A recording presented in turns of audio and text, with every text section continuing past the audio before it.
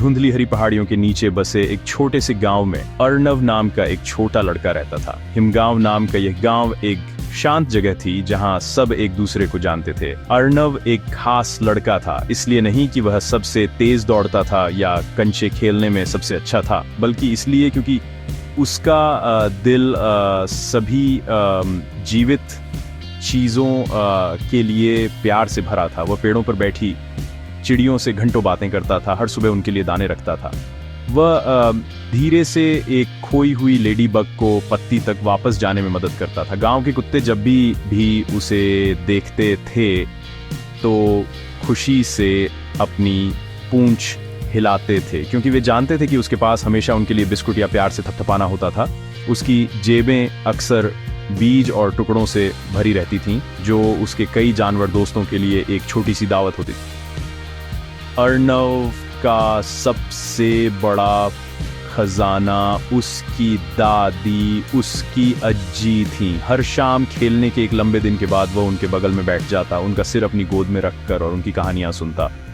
अज्जी की कहानियों का पिटारा कभी खत्म नहीं होता था, जिसमें बहादुर राजकुमारों, चतुर रानियों और दूर देशों के जादुई जीवों की कहानियां भरी होती थीं। उन्होंने उसे विशाल हाथियों के बारे में बताया जो सब कुछ याद रख सकते थे, और शरारती बंदरों के बारे में जो यात्रियों को परेशान करते थे। अर्णव को ये सभी कहानियां पसंद थीं, लेकिन उसकी सबसे पसंदीदा कहानियां पहाड़ों में ऊंचे एक ऐसे देश के बारे में थीं जो बर्फ की चादर और घने बांस के जंगलों से ढका हुआ था, जहां प्यारे काले और सफेद भालू रहते थे। अज्जी उन्हें पांडा की थी।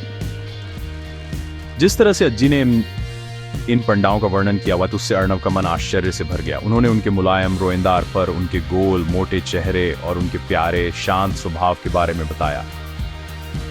उन्होंने कहा कि वे अपने दिन कुरकुरे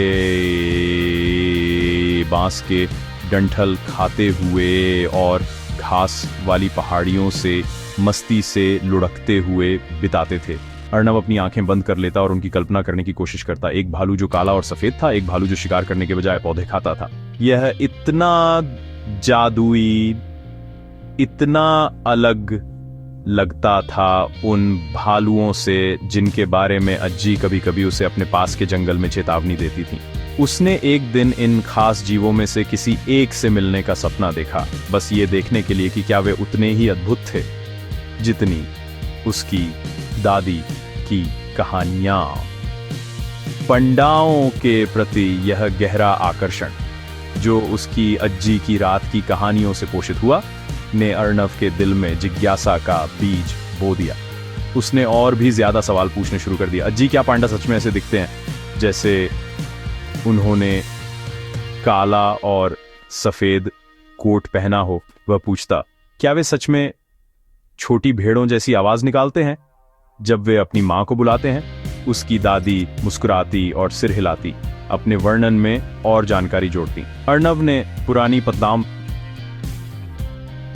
पत्रिकाओं और समाचार पत्रों में पंडाओं की तस्वीरें ढूंढनी शुरू कर दी, जिनका उपयोग गांव का दुकानदार सामान लपेटने के लिए करता था।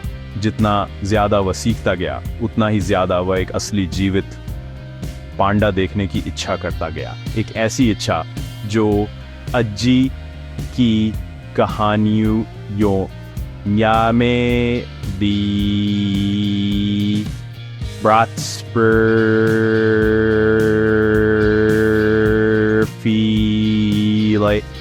पहाड़ों जितनी दूर लगती थी। एक धूप वाली सुबह हिमगांव में एक अजीब अफवाह फैल गई, जैसे शांत तालाब में फेंका गया पत्थर। एक वन रक्षक अपनी रात की गश्त से लौटते हुए दावा किया कि उसने जंगल के किनारे के पास एक अजीब प्राणी देखा था। उसने उसे एक छोटा भालू बताया, लेकिन ऐसा भालू उसने पहले कभी नहीं देखा था। उसने कहा वह काला और सफेद था और खोया हुआ और डरा हुआ दिख रहा था। गांव के बड़ों ने इसे चांदनी का धोखा या शायद एक अजीब रंग का बेजर मानकर खारिज कर दिया, लेकिन जब अर्णव ने यह खबर सुनी तो उसका दिल धड़क उठा। काला और सफेद, क्या यह हो सकता है? ये विचार इतना रोमांचक था कि उसे नजरअंदाज नहीं किया जा सकता था। एक संभावना की चिंगारी उसकी कल्पना को रोशन कर रही थी। जंगल से दूर रहने की बड़ों की चेतावनी को नजरअंदाज करते हुए अर्णव ने एक छोटा कपड़ा का थैला पैक किया। उसने कुछ मीठी बिरच डाली जो उसने तोड़ी थी, ताजे पानी की एक बोतल और अपने घर के पीछे उगे हुए बांस के गुच्छे से कुछ मुलायम छोटे बांस के शूट्स। उसे याद था कि अज्जी ने कहा था कि पांडा को दुनिया में किसी भी और चीज से ज्यादा बांस पसंद था। डर और उत्साह के मिश्रण से उसका दिल तेजी से धड़क रहा था। उसने अपनी दादी को बताया कि वह नदी के किनारे खेलने जा रहा है और जंगल की ओर खिसक गया। जंगल घना और ठंडा था। सूरज की रोशनी पेड़ों की घनी छतरी से छनकर आती थी, जिससे जंगल के फर्श पर पैटर्न नाचते थे। वह और गहरा अंदर चलता गया, धीरे से आवाज लगाता रहा, हेलो, क्या कोई है? घंटों तक खोज करने के बाद अर्णव हार मानने ही वाला था। वह एक बहती हुई धारा के किनारे सांस लेने के लिए बैठ गया। जब उसने पास के फर्न के झाड़ी से एक हल्की सरसराहट की आवाज सुनी, वह जम गया। उसकी आंखें चौड़ी हो गईं। हरी पत्तियों के पीछे से सबसे मोटा, सबसे प्यारा चेहरा झांक रहा था जिसे उसने कभी देखा था।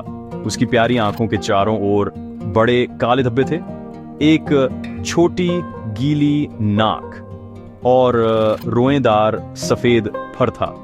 यह एक पांडा का बच्चा था। वह डरा हुआ और अकेला दिख रहा था। एक छोटी सी कराहट निकाल रहा था जिसने अर्णव के दिल को छू लिया। यह बिल्कुल अज्जी की कहानियों जैसा था, लेकिन असली और ठीक उसके सामने।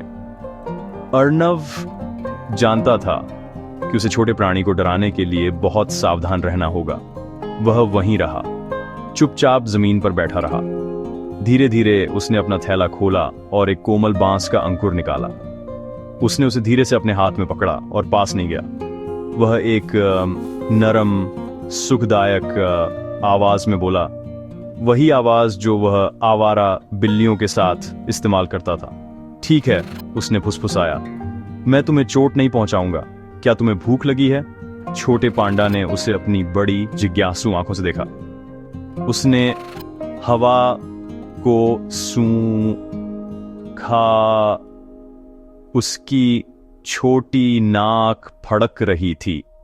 एक लंबे पल के हिचकिचाहट के बाद उसने सावधानी से एक कदम आगे बढ़ाया, फिर दूसरा, जब तक कि वह अर्णव के हाथ से बांस का अंकुर कुतरने के लिए काफी पास नहीं आ गया। बांस की वह पहली पेशकश एक सुंदर और अनोखी दोस्ती की शुरुआत थी। अर्णव ने उस छोटे पांडा का नाम पांडू रखा। हर एक दिन बिना किसी चूक के अर्णव अपने नए दोस्त से मिलने जंगल जाता था। वह उसके लिए ताजा बांस, रसीले फल और कभी कभी दूध का एक छोटा कटोरा लाता था, जिसे पांडू को बहुत पसंद था। पांडू भी बदले में धारा के किनारे अर्णव का इंतजार करने लगा। जैसे ही उसे अर्णव के कदमों की आवाज सुनाई देती, वह झाड़ियों से अपना सिर बाहर निकालता और खुशी से उसे छीं छीं करके बुलाता। वे अपनी दोपहरें एक साथ बिताते थे, बड़े पेड़ों के बीच लुका छिपी खेलते थे और मुलायम घास के पैच में लुढ़कते थे।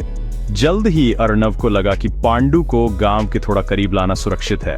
ये रहस्य इतना अद्भुत था कि इसे पूरी तरह से अपने तक नहीं रखा जा सकता था। पहली बार जब गांव के दूसरे बच्चों ने पांडू को देखा तो वे आश्चर्य से चौंक गए। उन्होंने ऐसा कोई प्राणी कभी नहीं देखा था। पहले तो वे डरते थे, अर्णव के पीछे छिपते थे, लेकिन यह देखकर कि पांडू कितना प्यारा था और वह कितनी चंचलता से लुढ़कता और घूमता था, उनका डर जल्द ही आकर्षण में बदल गया। जल्द ही पांडू गांव की छोटी हस्ती बन गया। बच्चे उसके चारों ओर इकट्ठा हो जाते थे, उसकी अनाड़ी हरकतों पर हंसते थे और उसके मुलायम फर को प्यार से सहलाते थे, जबकि अर्णव एक गर्वित संरक्षक की तरह उन पर नजर रखता था। गांव के वयस्क शुरू में सतर्क थे। उन्होंने भालुओं की कहानियां सुनी थी और बच्चों की सुरक्षा को लेकर चिंतित थे, लेकिन उन्होंने देखा कि अर्णव पांडू की कितनी परवाह करता था और छोटा शावक कितना प्यारा था। पांडू ने कभी कोई आक्रामकता नहीं दिखाई। वह बच्चों द्वारा लाए गए बांस को खाने और अपने छोटे खेल खेलने में संतुष्ट था। गांव के बड़ों ने पांडू द्वारा लाई गई खुशी को देखकर अपना रुख नरम कर लिया। उन्होंने महसूस किया कि यह कोई साधारण भालू नहीं था। पांडू का रहस्यमय आगमन गांव की रोजमर्रा की बातचीत का हिस्सा बन गया। एक छोटा सा जादू जो दूर देश से उनके साधारण जीवन में भटक गया था। अर्णव और पांडु का बंधन हर गुजरते दिन के साथ मजबूत होता गया। उन्होंने अपनी खुद की नरम आवाजों और कोमल धक्कों की भाषा विकसित कर ली। अर्णव पांडु को अपने सभी रहस्य बताता था और पांडु धैर्य से सुनता था। उसका सिर एक तरफ झुका हुआ था, जैसे कि वह हर शब्द समझ रहा हो। अर्णव ने उसे बुनी हुई लताओं से बनी गेंद के साथ खेलना सिखाया और पांडु ने आए तरीके से अर्णव को चुपचाप बैठने और बस जंगल की आवाजों को सुनने के शांत सुखों के बारे में सिखाया। उनकी दोस्ती शुद्ध और सरल थी, एक बड़े दिल वाले लड़के और एक खोए हुए शावक के बीच एक मौन समझ जिसने एक अस्थायी घर ढूंढ लिया था। जैसे जैसे हफ्ते महीने में बदले, अर्णव ने अपने दोस्त में एक बदलाव देखना शुरू कर दिया। पांडु कभी कभी खेलना बंद कर देता और क्षितिज पर ऊंचे दूर के पहाड़ों की ओर देखता। वह एक नरम उदास रोना निकालता, एक ऐसी आवाज जो उसकी सामान्य खुशहाल चीखने से अलग थी। अर्णव की अज्जी ने समझाया कि पांडु शायद अपने परिवार पर को याद कर रहा था। हर जीवित प्राणी का कहीं ना कहीं घर होता है मेरे प्यारे, उन्होंने धीरे से कहा। पांडु का घर ऊंचे पहाड़ों में दूसरे पांडा के साथ है। उसे अपनी मां की याद आ रही होगी। ये सोचकर अर्णव का दिल दुख से भर गया। वह पांडु से बहुत प्यार करता था, लेकिन वह जानता था कि उसकी दादी सही थी। उसका दोस्त अपनी ही जाति के लिए अकेला था। अर्णव ने अपने छोटे जीवन का सबसे मुश्किल फैसला लिया। उसे पांडु को घर वापस जाने में मदद करनी थी। उसने वन रक्षक से बात की, वही जिसने पहली बार पांडु को देखा था। गांव के कुछ बड़ों के साथ मिलकर उन्होंने एक विशेष पशु बचाव दल से संपर्क किया जो पांडा के बारे में सब कुछ जानता था। टीम ने पुष्टि की कि पहाड़ों में एक अभयारण्य से एक युवा पांडा के लापता होने की सूचना मिली थी। उन्होंने पांडु को सुरक्षित रूप से उसके परिवार के पास वापस भेजने के लिए हिमगांव आने की व्यवस्था की। यह खबर खट्टी मीठी थी। गांव में हर कोई खुश था कि पांडु अपनी मां से फिर से मिलेगा, लेकिन अपने प्यारे दोस्त को अलविदा कहने से दुखी था। जिस दिन बचाव दल आया वो पूरे गांव के लिए एक भावनात्मक दिन था। सभी बच्चे पांडु को आखिरी बार देखने आए। उसे उसके पसंदीदा पकवान लाए। पांडु समझ गया था कि कुछ हो रहा है। उसने हर बच्चे को धीरे से सहलाया, लेकिन उसका आखिरी अलविदा अर्णव के लिए था। अर्णव ने पांडु को कसकर गले लगाया, अपना चेहरा उसके मुलायम फर में दबा लिया। मैं तुम्हें याद करूंगा पांडु, उसने फुसफुसाया। उसकी आवाज आंसुओं से भरी हुई थी। एक अच्छा पांडा बनना और फिर से खोना मत। पांडु ने अर्णव के गालों से आंसू चाटे। उनकी अनोखी दोस्ती का एक अंतिम प्यारा इशारा, इससे पहले कि उसे सावधानी से एक आरामदायक यात्रा टोकरे में रखा गया। जैसे ही बचाव वाहन पांडु को पहाड़ों की ओर ले जाते हुए चला गया, अर्णव तब तक देखता रहा जब तक वह दूर एक छोटा सा बिंदु नहीं बन गया। वह दुखी था, लेकिन उसका दिल भी भरा हुआ था। पांडु के साथ उसकी दोस्ती ने उसे सबसे महत्वपूर्ण सबक सिखाया था। सच्चा प्यार मतलब किसी के लिए सबसे अच्छा चाहना, भले ही इसका मतलब उन्हें जाने देना हो। वह जानता था कि वह अपने काले और सफेद दोस्त को कभी नहीं भूलेगा। अर्णव और पांडु की कहानी हिमगांव में एक किंवदंती बन गई। एक कहानी जिसे उसकी अज्जी अपनी कहानियों के पिटारे में जोड़ेंगी। सभी को उस लड़के की याद वो दिलाती रहेंगी जिसने एक पांडा से दोस्ती की और करुणा और निस्वार्थ दोस्ती का सच्चा अर्थ सीखा।